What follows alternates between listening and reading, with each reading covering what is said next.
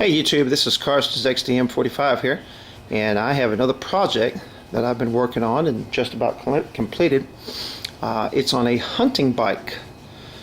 Alright, the only opportunity I have for hunting as far as deer hunting, pigs and everything like that here in Texas is public land. You buy the Type 2 permit, go out on the public land. Problem is, you get out there in the morning time, you get set up, and like right now it's October, and it's also squirrel season, and you're all set up and you got 10 guys out there with shotguns, you know, blowing holes up in the trees trying to kill squirrels. Not very successful finding any deer. And so son-in-law actually suggested this about using a bike to get down the trails back into the woods, because all the ATV trails are closed. I don't have an ATV, and so I need some way of getting back in the woods quickly and without tiring myself out. So I came up with this. I was kind of looking around as far as a bicycle, and now the bicycle itself here I found at an estate sale, got it for 25 bucks. All I had to do, I did take the front wheel off and re-grease the bearings. The back wheel is fine. I made some adjustments on the brakes, the derailleurs. One thing that I did do is, if you notice, that this bike is a full suspension bike, which means the top part moves independently of the axle and the bottom part. And so you can't find a bike rack that will fit a full suspension bike. If they're out there, they're probably very expensive. So what I did is did the best thing I could. I had a wooden dowel. Put the wooden dowel through the pipe there that the seat actually fits onto, put it down in there, secured it with some screws, basically turned this bike from a suspension bike to a hardtail. Next thing I did, see if I can get it, next thing I did is I bought a bike rack. Got it from Amazon, a bike rack that goes on the over the rear tire. It's supported down here on the bottom, both sides. You can see the pipes here where it supports it. And so here's the size of the bike rack right there. Then what I did is I took a piece of plywood. Okay, this plywood is basically about 12-14 inches long, and then I extended it out all the way to here. Okay, I extended that out, cut it to fit, then used some 1.5-inch self-tapping screws. So screws I had on hand, and drilled through the plywood into the aluminum rack there on the bottom. It's going to kind of help protect a little bit against mud and so forth, because there's no fenders on this bike. So did that, and the reason I did that is not only do I have, of course I've got these bags. I got these bags from Academy, like 20 bucks a piece. I got them lashed on there with some zip ties, and they work pretty good. I took this bike out yesterday and was able to get deep into the woods. I actually saw some animals. They weren't close enough to shoot because this is archery season, and the main thing I wanted this bike for was to put my crossbow on. And you know, kind of like Daryl in The Walking Dead, you know, that's very awkward trying to put a crossbow on a bike, but I think I've got something here that works. Of course, that wood comes out this far. This is another 12 inches. I took an old seat that I had, this old cushioned seat here, and cut it up. I've got some bolts that come up through the bottom to use as a clamp, and I'll show you how I'm gonna end up putting the crossbow on here just to show you.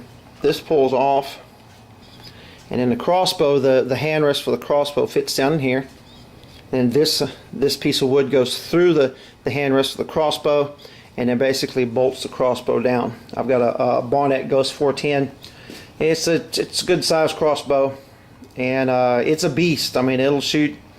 That one of mine will shoot with that 60X string. It'll shoot a bolt average speed 415 feet per second. So it is a beast, but it's also heavy, hard to carry.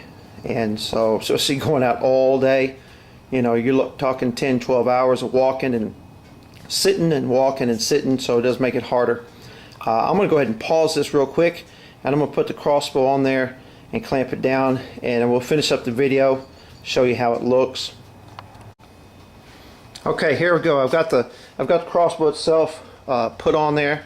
As you can tell, the hand grip of the crossbow, the bottom fits down in that groove that I made with the foam, and then of course this board goes through the hand grip, and it gets put back down on the bolts, and then you tighten them down with the wing nuts. I've got an extra piece of rubber that elastic here that I put up here on the front. It comes over the top.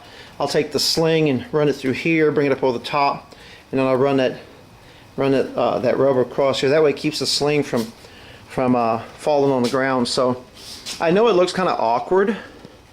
Let me see if I can get a full picture of it. I know it looks kind of awkward as far as the crossbow on the back of it, but like I said, I went 2 miles into the woods yesterday. Got far enough away from everybody. I mean, I hunted from 6:20 in the morning. I was actually sitting down at my spot 6:20, and I left at 4:30, and actually got back to the truck a little bit before 5. And I saw at least 5 hunters that I verbally talked with. 3 ATVs, even though the ATV trails are closed. I don't know where these guys come from. You know, scaring off all the game, scaring off all the animals. And this thing I was able to ride this thing probably 1.5 miles, 2 miles down in the woods. And my last hour sitting, I saw more animals in that hour than I saw the whole day. They were out of range, but at least I saw some animals, and I know where I'm going back next week. So I've got the crossbow mounted on there, and it's solid. It's solid, okay? It looks like it's wiggling, but it ain't gonna come off. Because like I said, I rode all day with it yesterday. I went ahead and had to get me a seat on here for us larger people, put it that way. And so that's my hunting bike. That's what I will be using the rest of this hunting season to try to, I guess, beat the crowd, so to speak. I mean, a lot of the guys that come out there, I mean, they'll walk out 100, 200 yards and sit down at the edge right next to the road. They don't want to have to drag out an animal, you know, a mile out of the bush. And so this is a way for me to get down there quietly. I can get down those ATV trails quietly, get back in the woods where no one else is there, and then give me an opportunity to hunt and maybe harvest some animals. So, you know, hey, I appreciate you, watching. I know it looks kind of awkward, looks kind of ridiculous. It's definitely not on the cool side of looks, but it does function. I'm more worried about function than I am about looks. Function is what brings results. But I appreciate you watching. Maybe this gives some other people some ideas, kind of help them out. So anyway, come back for the next video. Thanks for watching.